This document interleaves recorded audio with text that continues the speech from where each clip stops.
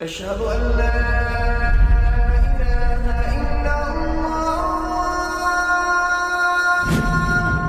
ওয়াল্লাহি এটাই আপনাদের জীবনের সবচেয়ে খুশির রাত হওয়া উচিত, যে রাতে আপনি আল্লাহর ইবাদত মাত্র কয়েক ঘন্টা কাটিয়ে ৮৩ বছরের সমান সওয়াব পেয়ে যান। এই রাতে আপনি আল্লাহু আকবার, সুবহানাল্লাহ আর আলহামদুলিল্লাহ বললে যেন হাজার মাস ধরে বিরতিহীনভাবে আপনি জিকির করে গেলেন। এই রাতে আপনি কোরআন পড়লেন বা তওবা করলেন, তা যেন ৮৩ বছর ধরেই আপনি তিলাওয়াত আর তওবা করে গেলেন। এই রাতে আপনি আল্লাহর সামনে দাঁড়ালেন, তো যেন ৩০,০০০ দিনই আপনি আল্লাহর সামনে দাঁড়ালেন। আপনার কি লাইলাতুল কদর সম্পর্কে সত্যি কোনো ধারণা আছে? আল্লাহর কসম, সত্যি করে বলুন তো, যেই লোক এই মহান রাতের বরকত মিস করেছে সে কি নিজেকে নিজেই ধোকায় রেখে দেয়নি? যেই লোক এই রাতে খারাপ কাজ অথবা ফালতু কাজে পার করে দেয় সে কি নিজেই নিজের উপর জুলুম করে না? আরামের ঘুম বাদ দিন, অলসতার সময় পার করে দেবেন না। বিশেষ করে এই রাতে নিজের পা দুটোকে দৃঢ় করে রবের সামনে বিনয়ের সাথে দাঁড়িয়ে পড়ুন এবং ৮৩ বছরের সমান নেকি অর্জন করে নিন। কোনো বোধশক্তি সম্পন্ন মানুষের দ্বারা এই সুবর্ণ সুযোগ হারানো সম্ভব না। تنزل الملائكة والروح فيها بإذن ربهم من كل أمر এতে প্রত্যেক কাজের জন্য ফেরেশতাগণ ও রূহ অবতীর্ণ হয় তাদের পালনকর্তার নির্দেশক্রমে। সূরা কদর আয়াত ৪। সহিহ আল জামি এবং অন্যান্য হাদিসের গ্রন্থে এসেছে যে এই পৃথিবীতে যত পাথরকণা রয়েছে তার থেকেও বেশি সংখ্যক ফেরেশতা এই রাতে অবতীর্ণ হয় এবং জিবরাইল আলাইসাল্লাম তাদের সাথে আসেন। কি চমৎকার একটা বিষয়, কখনো ভেবে দেখেছেন? এই বিষয়টার মাধ্যমেই তো ব্যাখ্যা পাওয়া যায় যে এই রাতটা কত শান্তির। জিবরাইল আলাইসাল্লাম নবীজি সাল্লাল্লাহু সাল্লামের মৃত্যুর পরে এই পৃথিবীতে আসা বন্ধ করে দিয়েছেন, কিন্তু লাইলাতুল কদর এমন একটি বিশেষ সময় যখন জিবরাইল আলাইসাল্লাম দুনিয়াতে নেমে আসেন। ফেরেশতারা সবসময় সেরা কাজকেই ভালোবাসে, বিশেষ করে ইবাদতের ক্ষেত্রে। তারা হচ্ছে এমন ইবাদতকারী যারা কখনো আল্লাহর নফরমানি করে না। لا يعصون الله ما أمرهم ويفعلون ما يؤمرون তারা আল্লাহ তাআলা যা আদেশ করেন তা অমান্য করে না এবং যা আদেশ করা হয় তাই করে। সূরা আত-তাহরিম আয়াত ৬। তাদের ইবাদত করার জন্য উপরে আছে বাইতুল মামুর। তাদের সকাল সন্ধ্যা ইবাদতে কেটে যায়, তবুও সেই মহান রাতে তারা এই দুনিয়ায় নেমে আসে। সত্যি বলতে এই রাতের মহত্ব এবং গুরুত্বের কারণে তারা কদরের রাতে দুনিয়াতেই ইবাদত করার ইচ্ছা পোষণ করে।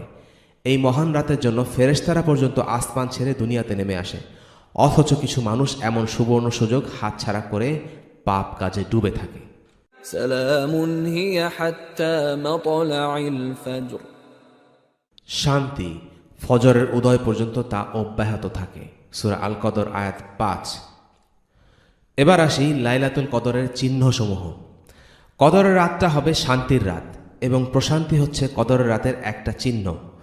এই রাতের ব্যাপারে সহিহ এবং জাল হাদিস মিলিয়ে প্রচুর হাদিস বর্ণনা করা আছে, আমরা তার কিছু আলোচনা করব। এই রাতের কিছু চিহ্ন রাতে প্রকাশ পায়, আবার কিছু প্রায় পরের দিন সকালে।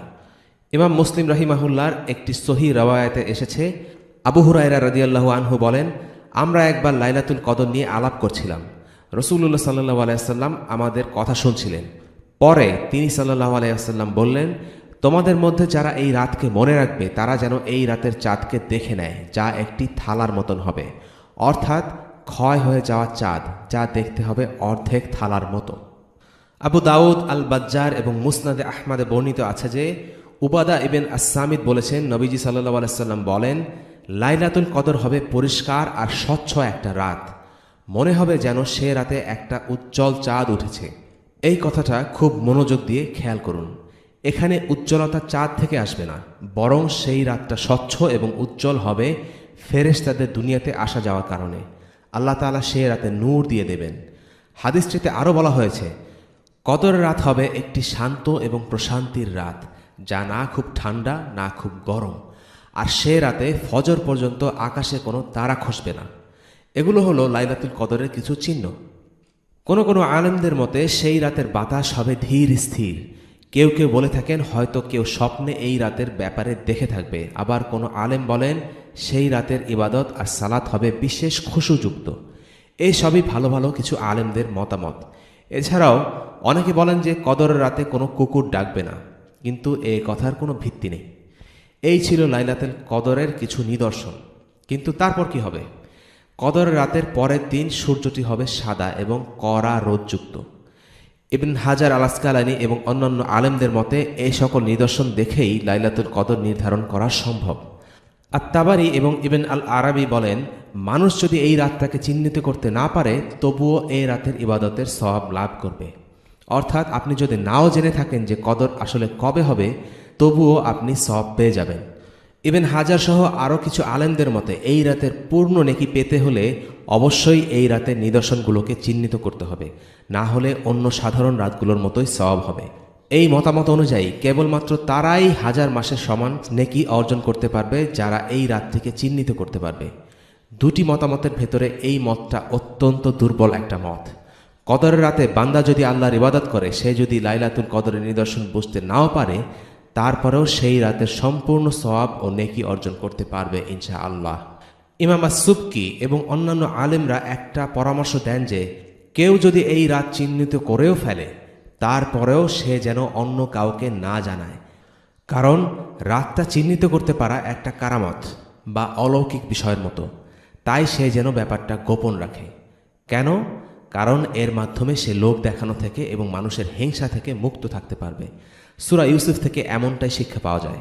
قال يا بني لا تقصص رؤياك على إخوتك فيكيدوا لك كيدا إن الشيطان للإنسان عدو مبين.